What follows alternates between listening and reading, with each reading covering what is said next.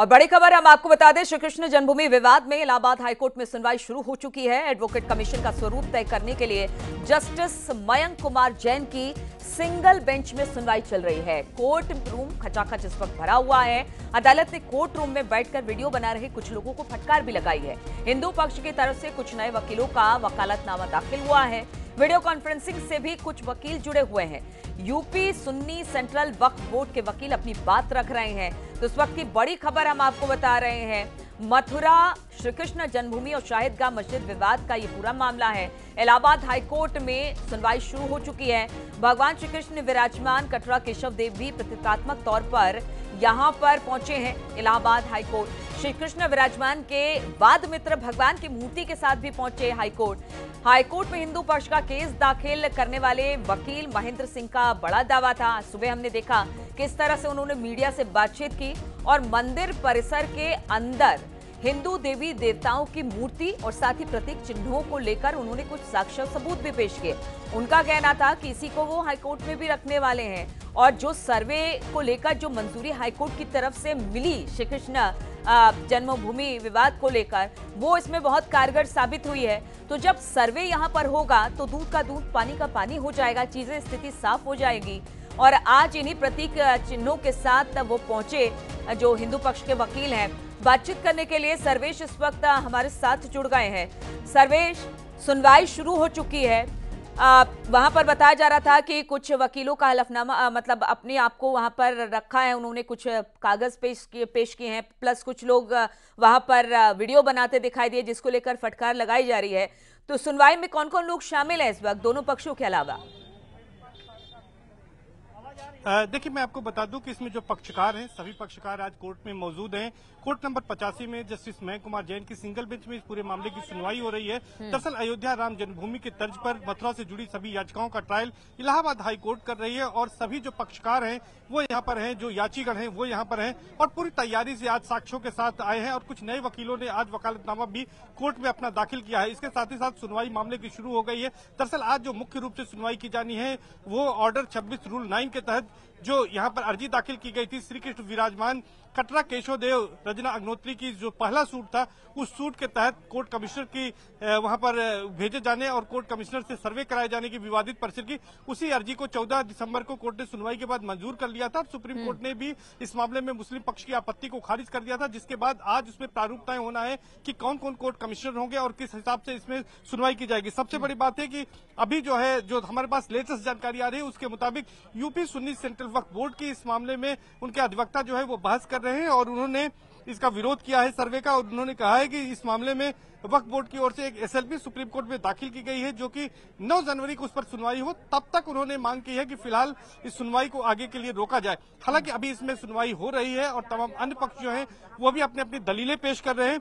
तो फिलहाल अभी सुनवाई शुरू हो चुकी है। कोर्ट में कुछ लोगों ने जो है वीडियो बनाने की कोशिश की है जिस पर कोर्ट ने उन्हें फटकार भी लगाई है, लेकिन माना यह जा रहा है कि आज कुछ अहम निर्णय कोर्ट इसमें पारित कर सकती है क्योंकि तमाम जो पक्षकार हैं वो यहाँ पर कोर्ट के अंदर जाने से पहले जब हमारी उनसे बातचीत हुई थी तो उनके पास कई साक्ष्य थे, कई सबूत थे, उसको भी लेकर पहुंचे हैं। साक्ष्य सबूतों को रखा गया है। मुस्लिम पक्ष की तरफ से इस वक्त में अपना पक्ष रखा जा रहा है। सर्वेश, आपके पास हम आएंगे दोबारा से।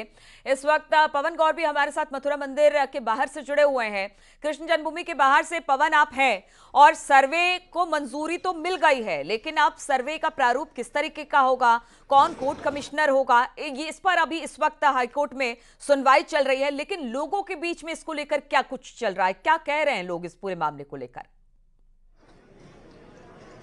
देखिए, मेरे पीछे कृष्ण जन्म स्थान है। तकरीबन 13.37 एकड़ ये जमीन है और इस जमीन को लेकर ही पूरा मामला कोर्ट के अंदर है। इसमें 11 एकड़ में फिलहाल कृष्ण जन्मभूमि बनी हुई है और इसमें जो विवाद है वो 2.37 एकड़ को लेकर है, जहां की शाही ईदगाह बनी हुई है। तमाम जो लोग हैं वो यहाँ आए हुए हैं, वो यहाँ बैठे हुए हैं, उनसे बातचीत कर लेते हैं कि वो क्या सोचते हैं इस पूरे जो सर्वे को लेकर, इस पूरे मामले को लेकर वो क्या सोचते हैं।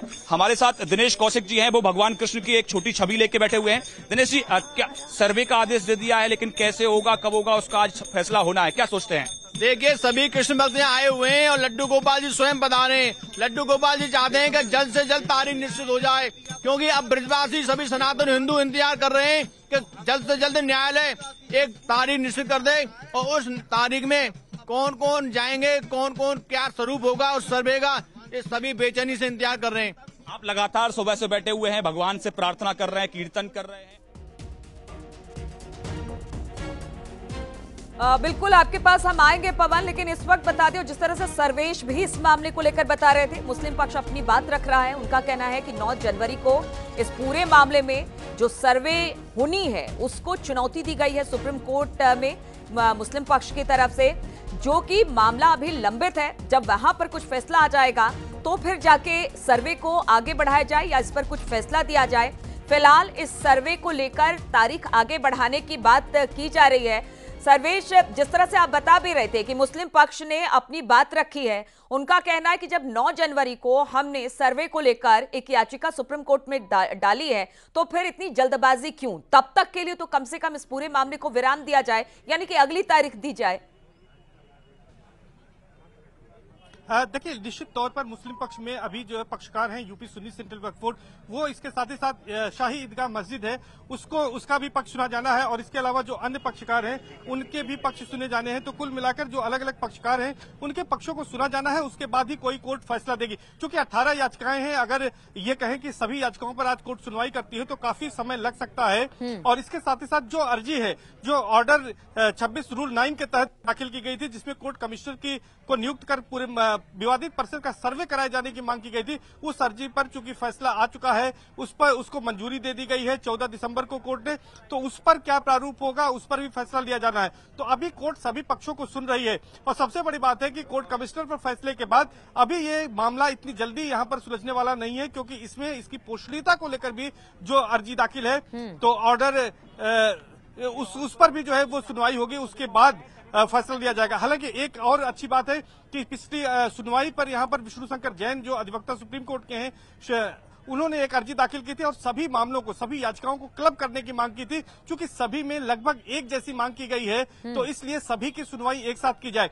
बात अगर करें कि विवाद क्या है, तो विवाद यह है कि जो वहां पर श्री कृष्ण विराजमान कटरा केशव देव के नाम से 13.37 एकड़ की जो जमीन है, वो 12 अक्टूबर 1968 के समझौते के हिसाब से शाही ईदगाह मस्जिद को जो दी गई है, जिस पर की ईदगाह मस्जिद बनी हुई है, उस पूरी जमीन को अब केशव देव कटरा को जो है वो मिलनी चाहिए, ये मांग है। इसके अलावा जिस तरह से कहा गया है कि 1670 में औरंगजेब ने श्री कृष्ण मंदिर को तोड़कर वहां पर शाही ईदगाह मस्जिद का निर्माण कराया, और शाही ईदगाह मस्जिद में तमाम ऐसे हिंदू देवी देवताओं के प्रतीक चिन्ह है ऐसे। ठीक है, इस खबर पर हम लौटेंगे। सर्वेश, आपसे बातचीत होगी, लेकिन वाराणसी में इस वक्त मुख्यमंत्री योगी आदित्यनाथ बोल रहे हैं, आइए सुनते हैं उन्हें।